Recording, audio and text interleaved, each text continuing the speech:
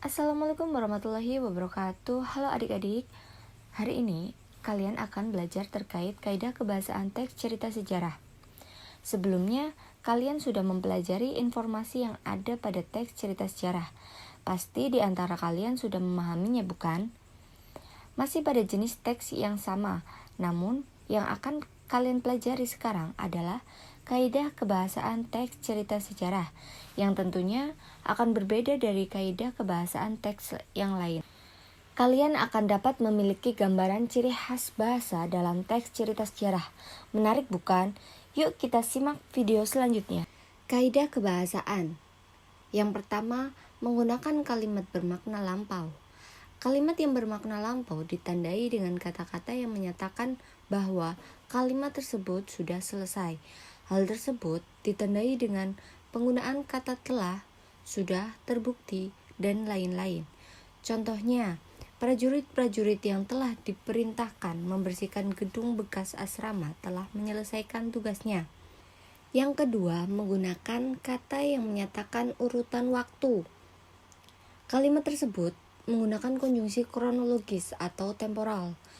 Terlihat pada penggunaan kata seperti sejak saat itu, setelah itu, mula-mula, dan kemudian. Contohnya, setelah juara gulat itu pergi, sang adipati bangkit dan berjalan tenang-tenang masuk ke kadipaten. Yang ketiga, menggunakan kalimat tak langsung. Penggunaan kalimat tak langsung sebagai upaya untuk menceritakan tuturan seorang tokoh oleh pengarang.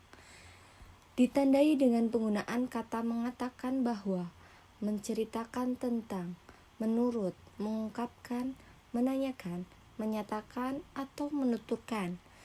Seperti contoh, menurut sang patih, Galeng telah periksa seluruh kamar Syah Bandar dan ia telah melihat banyak botol dan benda-benda yang ia tak tahu nama dan gunanya. Yang keempat, menggunakan kata verba mental. Kata kerja ini merupakan jenis kata kerja yang mengekspresikan respon atau sikap seseorang terhadap suatu tindakan, keberadaan, atau pengalaman. Kata kerja mental juga disebut sebagai kata kerja tingkah laku atau kata kerja behavioral yang menggambarkan perilaku atau tindakan seseorang ketika menghadapi keadaan tertentu. Kata kerja yang menyatakan sesuatu yang dipikirkan atau dirasakan oleh tokoh. Contohnya, jawaban itu mengecewakan para musafir. Yang kelima, menggunakan kata kerja verba material. Kata kerja verba material ini adalah kata kerja yang digunakan untuk menunjukkan perbuatan fisik atau peristiwa. Kata kerja material ini menunjukkan subjek melakukan sesuatu perbuatan karena perbuatannya bersifat material sehingga dapat dilihat atau kasat mata. Kata-kata yang sering digunakan seperti ini: berlari, menulis, melempar, tersenyum, menangis, dan sebagainya. Contohnya, dan sebagai patih, ia masih tetap memimpin pasukan gajah, maka kala cuil tak juga terhapus dalam sebutan. Yang keenam, menggunakan kalimat langsung. Hal ini ditandai banyaknya kalimat langsung atau seperti dialog. Contohnya, mana surat itu? Ampun Gusti Adipati, patik takut maka patik bakar. Surat apa nih gede? Lontar ataukah kertas? Yang ketujuh, menggunakan kata sifat. Biasanya menggunakan kata sifat ini untuk menggambarkan tokoh, tempat, atau peristiwa. Kalimat ini biasanya menggunakan kata-kata seperti prihatin, khawatir, wibawa, dan lain-lain. Contohnya, Pangeran Seda Lepen, orang menunggu dan menunggu dengan perasaan prihatin terhadap keselamatan wanita tua itu. Selanjutnya ada penggunaan makna kias. Terdapat dua penggunaan makna kias. Yang pertama, ungkapan. Selain menggunakan bahasa dengan kaidah kebahasaan, novel sejarah juga banyak menggunakan kata atau frasa yang bermakna kias. Kata atau frasa bermakna kias ini digunakan penulis untuk membangkitkan imajinasi pembaca saat membacanya. serta untuk memperindah ceritanya. Seperti contoh di bawah ini. Pada contoh pertama, terdapat kalimat bermakna kias, yakni terpukul hatinya, menunjukkan bahwa terpukul hatinya itu berarti sangat sedih.